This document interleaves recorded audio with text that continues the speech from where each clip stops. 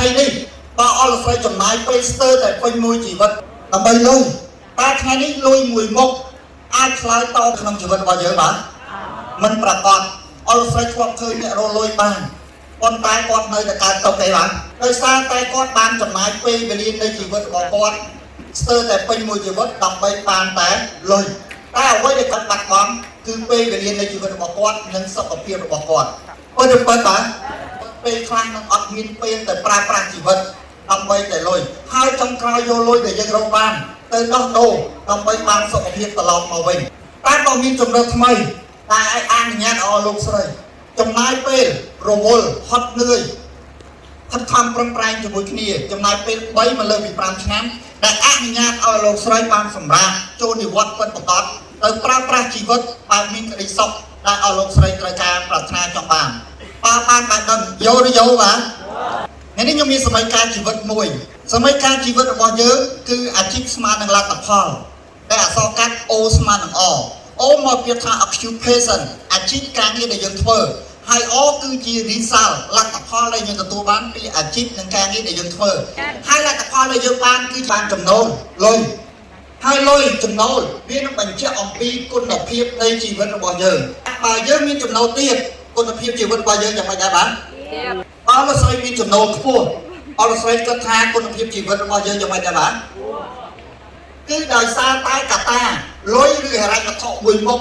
វាអត់ទាន់ឆ្លើយតបពេញលេញនៃសេចក្តីសុខឬគុណភាពជីវិតខ្ពស់បរិបូរណ៍សម្រាប់យើងនោះទេអញ្ចឹងយើងមកមើលជាមួយគ្នាថាតើមានអង្គប្រកបអ្វីខ្លះទៀតដែលឆ្លើយតបនឹងសេចក្តីសុខ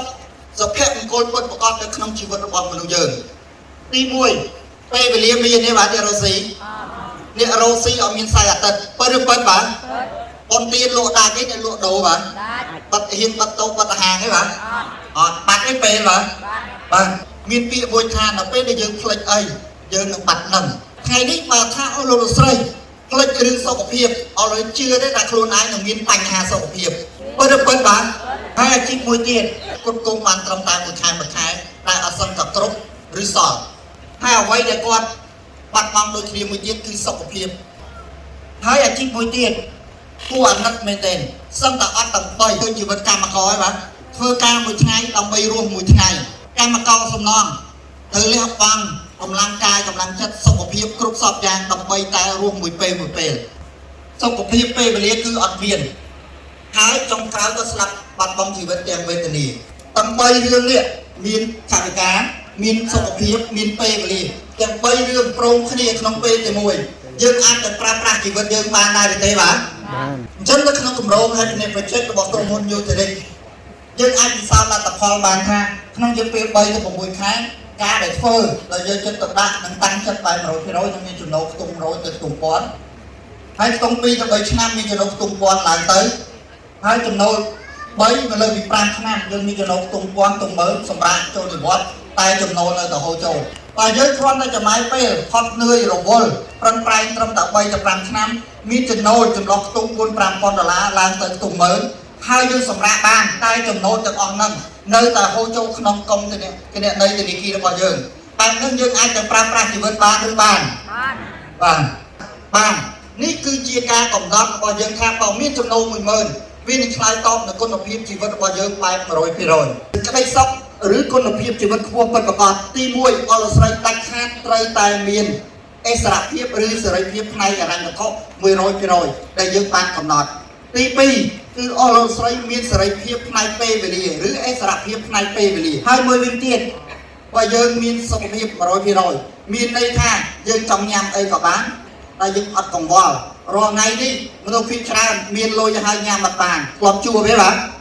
ថ្ងៃនេះល្អអត់បើយើងមានសុខភាពរឹងមាំហើយញ៉ាំអ្វីដែលយើងចង់ញ៉ាំហើយយើងបានញ៉ាំហើយសុខភាពយើងគ្រប់គ្រងជាតិស្ករនឹងបានល្អឬល្អបាទទាំងអស់ហ្នឹងតែយើងហៅថាគុណភាពជីវិតខ្ពស់ឬសេចក្តីសុខបែប 100% ដែលមានអង្គប្រកបទាំង3រឿងគឺមានអិសរភាពផ្នែកហិរញ្ញវត្ថុ 100% សេរីភាពផ្នែកពេលវេលា 100% និងសុខភាពបែប 100% ទ្រឹស្ដីលំហូរប្រាក់ពួនផ្លូវដែលរកឃើញដោយមហាស្ថិរជនជាតិជប៉ុនសញ្ជាតិអាមេរិកលោក Robert T. Kiyosaki គាត់បានប្រាប់ថាលំហូរលុយពួនផ្លូវឬ cash flow quadrant បានកំណត់វាសនាមនុស្សនៅលើโลกពីរផ្នែកធំដាច់ដោយឡែកពីគ្នា ទី1លោកឲ្យឈ្មោះថាផ្នែក active income មានន័យថាបុគ្គលគ្រប់រូបដែលនៅផ្នែក active income ត្រូវបញ្ចេញកម្លាំងចំណាយពេលវេលាពេញមួយជីវិតដើម្បីបានចំណូលគាត់ឈប់ឈឺស្លាប់អត់មានអាការមានចំណូលហើយផ្នែកមួយទៀតគឺ passive income ជាផ្នែកមួយដែលយើងបញ្ចេញកម្លាំង